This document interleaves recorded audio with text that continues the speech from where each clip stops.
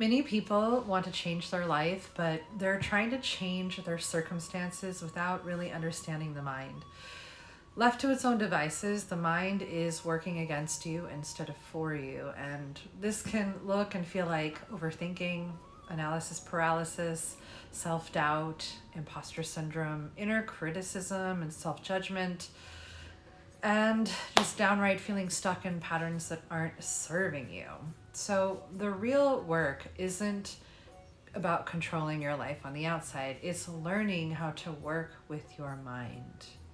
Welcome to the Dharma Download, Sacred Teachings for Modern Living. This is where ancient wisdom meets your everyday life so that you can grow, evolve, and walk your path with more clarity and purpose. Welcome back. Let's unpack a yogic teaching on this particular concept.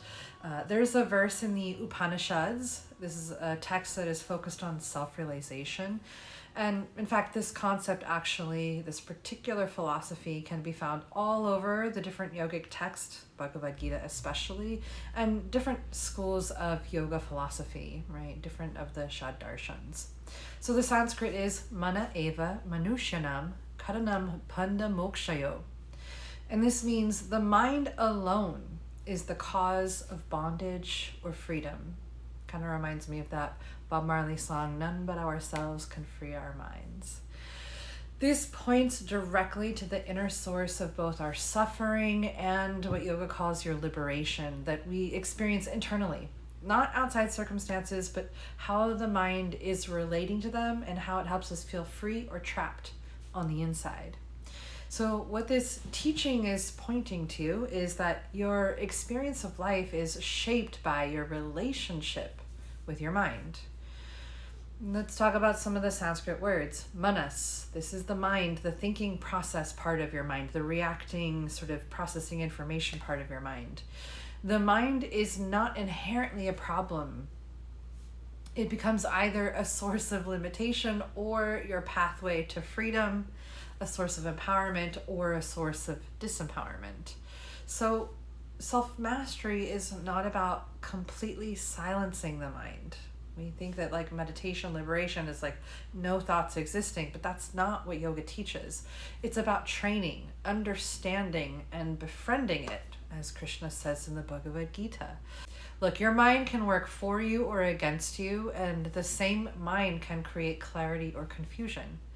Observable patterns create limitation. Automatic thoughts can keep you stuck, right? Awareness is what creates choice. And the moment that you notice a pattern, you are no longer controlled by it. You can make a new or different choice. It might take some time, but you can. You can train your mind through attention, repetition, and intention, which is what we do in yoga classes, or we should be doing. Self-mastery is relationship, not control.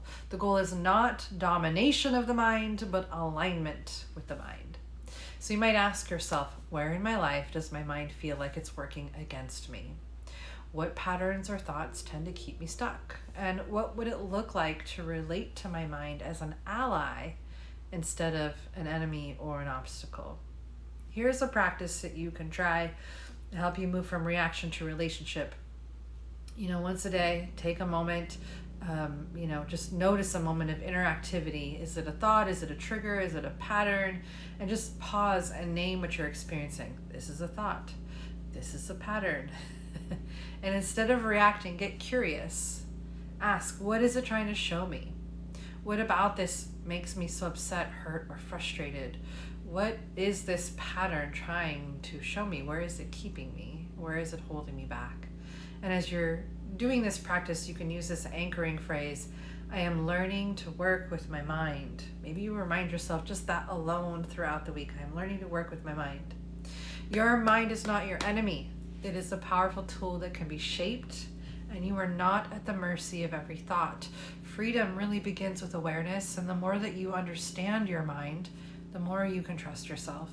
Self-mastery is not perfection, it is relationship, and that relationship can be cultivated. I hope that you take these teachings into your week and try to apply them so that it helps you to live more dharmically, more purposefully, and more in alignment with these, what we would call sort of dharmic teachings, the truth of living.